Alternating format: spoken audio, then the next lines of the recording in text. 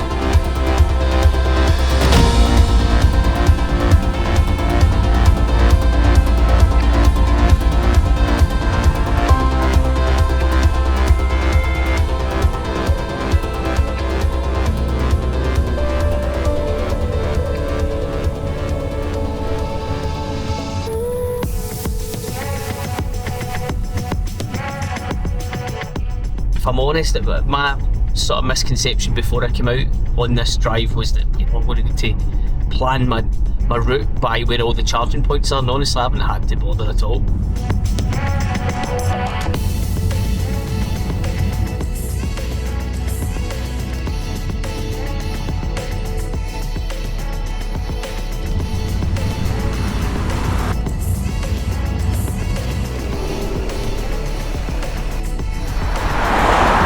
It's been an excellent journey, I've enjoyed it, really have. It's beautiful up here, and the car has been the perfect companion to explore the Highlands.